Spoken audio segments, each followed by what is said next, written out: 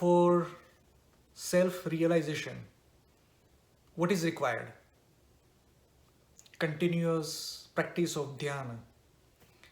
And self-realization is the first step to mukti or nirvana, or to unite with the ultimate deity one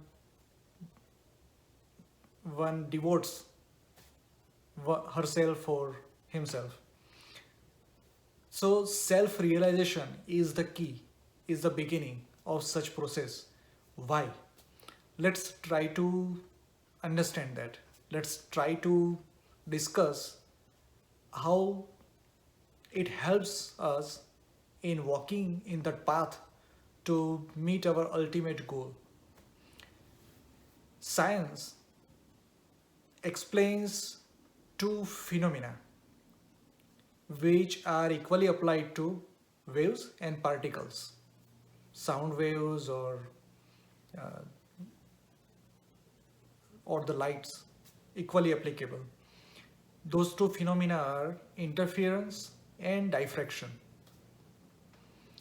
Let's understand diffraction. We know how we create holographic images, right? So let's understand that first in as simple an example as possible. Let's say there is a source and it emits two waves or particles, and there is a screen. A screen has a small opening. So one source, two lights, or I mean two rays or two particles, one passes through that opening on the screen directly, the other ray or particle hits some object and it deflects and hits that opening. There are billions and billions of particles or waves. So there is a probability that after deflecting from an object, some rays or some particles will collide with the other particles that reach the opening without any obstruction. So now, what they will do after passing through that opening is they create images. They create, they are called fringe images. Those fringe images are, you can say that it's not replica, but it represents the original object where the second ray or second sets of particles collided that object. So those images uh, from that small opening or slit, which are created in infinite numbers. So those images are not replica, but they represent the object that was in the path of some of the particles or rays. And those images are called holographic images. Now every holographic image represents original image. So under certain favorable condition of light or the particles that are used originally to create holographic image, if those conditions are met, then every image can recreate the original object. It does not create the object, meaning not the real object, but they show us they can recreate image on a screen or something. So now take this example, this phenomena, and apply this to the spiritual path. Our Shastras, Upanishads mention that Parabrahma, it became Purush and Prakriti, or object or matter and energy, Purush and Prakriti.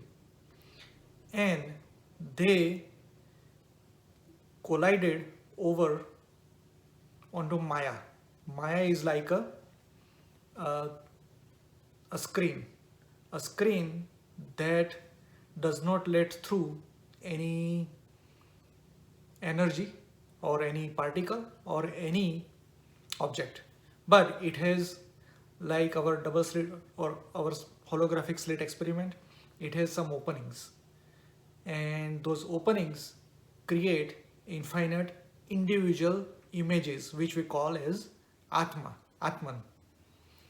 So again, Parabrahma, same source, created Purush and Prakriti, or Shiv and Shakti, and they overlapped onto each other via the screen of Maya, and thus the whole world is formed, including individual matter and individual animals or birds or any creature.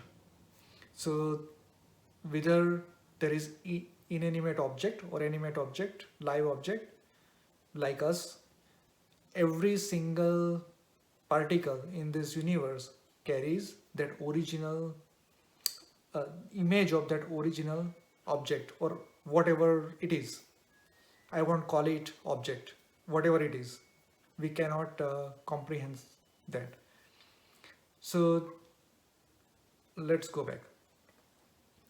Parabrahma created Purush and Prakriti, and via Maya it became infinite. And that every individual Atma in those infinite images can recreate the original in favorable conditions.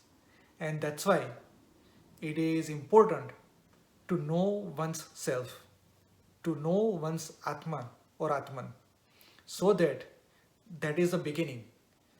Once we know our Atma, who we are, who I am, if I know that, then using that as a tool, I can reach the original, and that is Nirvana or Mukti or uniting with God or staying with God, whatever you want to call it. And imagine that every individual image, every individual Atman is like a giant circle which has infinite centers. A circle has only one center, but Atmas or Atmans, they are like one circle, meaning original. It has infinite centers, and its boundary is not limited. It is also infinite. So this is how this world has come into existence, and that is why our rishis, our realized people told us that do dhyana, try to know who you are, which is self-realization, know your Atman, your Atma, and that is the key to open the doorway to reach God. Astu.